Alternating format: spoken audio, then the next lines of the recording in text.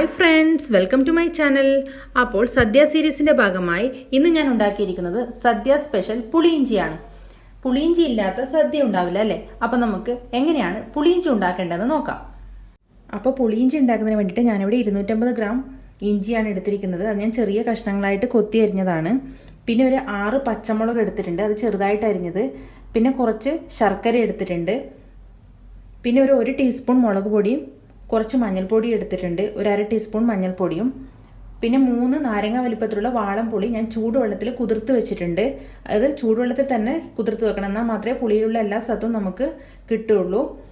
അത് 1 ലിറ്റർ വെള്ളത്തിലാണ് ഞാൻ കുതിർത്ത് വെച്ചേക്കുന്നത്. പിന്നെ പുളിയിഞ്ചി ആയി കഴിഞ്ഞിട്ടാകുമ്പം ചാലിച്ചൊഴിക്കുന്നതിന് വേണ്ടിയിട്ട്, വെളിച്ചെണ്ണയിൽ ചാലിച്ചൊഴിക്കുന്നതിന് വേണ്ടി ഒരു 4 വറ്റൽമുളകും കുറച്ച് കടുകും കുറച്ച് കറിവേപ്പില എടുത്തിട്ടുണ്ട്.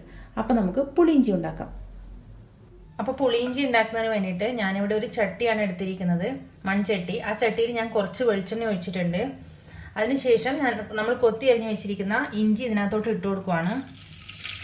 ഈ ഇഞ്ചി നമുക്ക് എണ്ണയിലിട്ടിട്ട് ഒന്ന് ഫ്രൈ ചെയ്തിട്ട് നന്നായിട്ട് വറുത്തെടുക്കണം.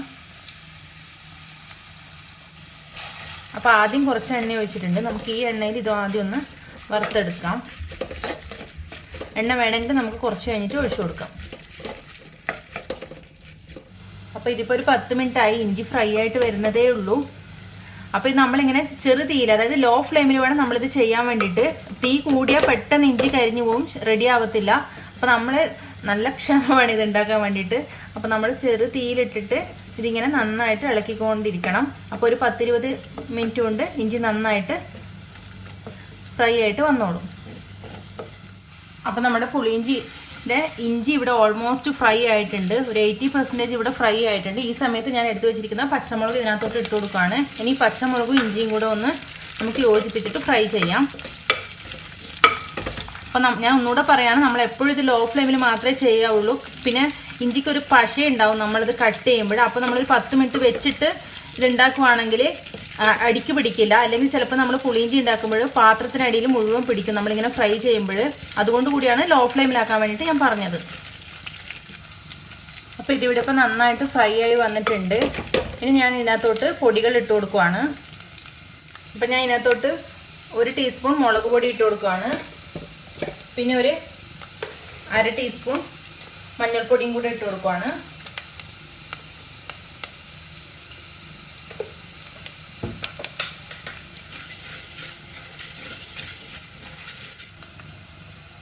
അപ്പോൾ ഇനി ഇതിനകത്തോട്ട് ഞാൻ കുറച്ച് കായപ്പൊടിയും കൂടി ഇടുന്നുണ്ട്.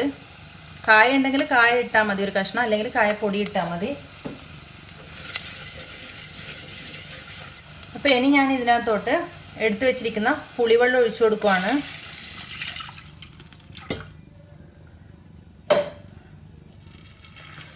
ആ ചൂടുവെള്ളത്തിൽ കുതിർത്ത് വെച്ചിരിക്കുന്ന പുളിവെള്ളം ഒരു അരിപ്പയിലിട്ട് ഞാൻ നന്നായിട്ട് അരിച്ചെടുത്തു.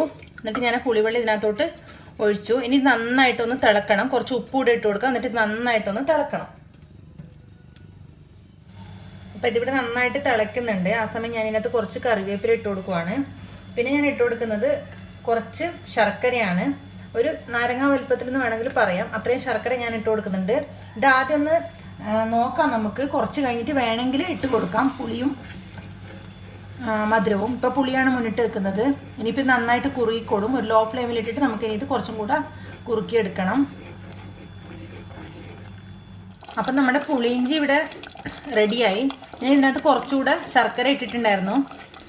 പിന്നെ ശർക്കര, കല്ലുള്ള ശർക്കര അങ്ങനത്തെയൊക്കെ ആണെങ്കിൽ നമുക്ക് ശർക്കര പാനിയാക്കിയിട്ട് അരിച്ചിട്ട് ഒഴിച്ചാൽ മതി. പിന്നെ വേറൊരു കാര്യം, ഞാനിതിപ്പം കുറച്ച് വെള്ളമുണ്ട് ഇതിനകത്ത്, കണ്ടില്ലേ? അത്രയും തിക്കല്ല, പുളിയിഞ്ചിയുടെ അത്രയും എന്താ പറയുക, നമുക്ക് സെർവ് ചെയ്യുമ്പോൾ കാണുന്നത് പോലെയല്ല ഇത്. ബട്ട് നമ്മൾ ഈ പരുവത്തിൽ ഇത് ഓഫ് ചെയ്തിട്ട് വാങ്ങിയിട്ട് ചാലിച്ചൊഴിക്കണം. കാരണം നമ്മൾ എപ്പോഴും പുളിയിഞ്ചിയൊക്കെ ഉണ്ടാക്കുമ്പോൾ തലേന്നോ 2 ദിവസം മുന്നേ ഉണ്ടാക്കി വെച്ചാൽ അത് നമ്മൾ സദ്യയുടെ അന്ന് അത് കറക്റ്റ് പരുവത്തിൽ നമുക്ക് കിട്ടുള്ളൂ. ഇനി ഇത് കുറച്ചുകൂടെ ഈ ചട്ടിയിൽ കിടന്നിട്ട് ചട്ടിയുടെ ചൂടിൽ ഇത് കുറച്ചുകൂടെ വറ്റിക്കോളും. അപ്പോൾ ഇത് കറക്റ്റ് കൺസിസ്റ്റൻസി ആയിക്കോളും. അപ്പം ഞാനിതിവിടെ ഓഫ് ചെയ്യാണ്. പിന്നെ ശർക്കര കുറച്ചുകൂടെ ഞാൻ ചേർത്തിട്ടുണ്ടായിരുന്നു, ഉപ്പും കുറച്ചുകൂടെ ചേർത്തിന്. അപ്പോൾ അത് ഓരോരുത്തരുടെ ഇഷ്ടത്തിനനുസരിച്ച് പുളിയും ഉപ്പും മധുരവും ഒക്കെ ചേർക്കാം. ഇനി നമുക്കിത് വെളിച്ചെണ്ണയിൽ കടുകും കറിവേപ്പിലയും വറ്റൽമുളകും കൂടെ ചാലിച്ചൊഴിക്കാം. അപ്പം ഞാൻ വേറൊരു ഗ്യാസിൽ ഇത് വെളിച്ചെണ്ണ ചാലിക്കാൻ വേണ്ടിയിട്ട് വെച്ചിട്ടുണ്ടായിരുന്നു. അപ്പം ഞാൻ ഇതിനകത്ത് ഒഴിച്ചു കൊടുക്കുകയാണ്. കുറച്ച് വെളിച്ചെണ്ണ എടുത്താൽ മതി, ഒരുപാട് വെളിച്ചെണ്ണ നമ്മൾ എടുക്കണ്ട. കാരണം നമ്മൾ ഓൾറെഡി ഇഞ്ചി ഫ്രൈ ചെയ്യുന്നത് വെളിച്ചെണ്ണയിലാണ്. അപ്പം ഞാൻ ഇഞ്ചി അതുകൊണ്ട് നമ്മൾ കുറച്ച് വെളിച്ചെണ്ണ എടുത്താൽ മതി. ഇപ്പം ഞാൻ കടുകും വറ്റൽമുളകും കറിവേപ്പിലയും കൂടെ ഇതിനകത്തോട്ട് ചാലിച്ചൊഴിച്ചിട്ടുണ്ട്.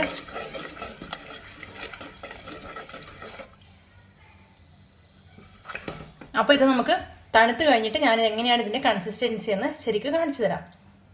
അപ്പോൾ നമ്മുടെ സദ്യ സ്പെഷ്യൽ പുളിയിഞ്ചി ഇവിടെ റെഡി ആയിട്ടുണ്ട്.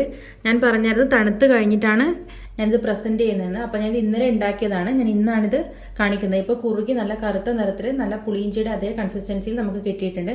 അപ്പോൾ നമ്മൾ സദ്യക്കൊക്കെ ഉണ്ടാക്കുമ്പോൾ എപ്പോഴും തലേന്നോ അല്ലെങ്കിൽ 2 ദിവസം മുന്നെയോ ഉണ്ടാക്കി വെക്കണം. പിന്നെ ഇത് ഒട്ടും വെള്ളം ചേർക്കാത്തതുകൊണ്ട് പുളിവെള്ളം മാത്രമേ ചേർത്തുള്ളൂ. ഒരാഴ്ച വരെ നമുക്ക് കേടുകൂടാതെ നിൽക്കുകയും ചെയ്യും. ഫ്രിഡ്ജിലൊന്നും വെക്കേണ്ട ആവശ്യമില്ല. സോ എല്ലാവരും ഈ റെസിപ്പി ട്രൈ ചെയ്ത് നോക്കണം, അഭിപ്രായങ്ങൾ അറിയിക്കണം. വീഡിയോ ഇഷ്ടമാകുന്നുണ്ടെങ്കിൽ please like, share and subscribe. Thank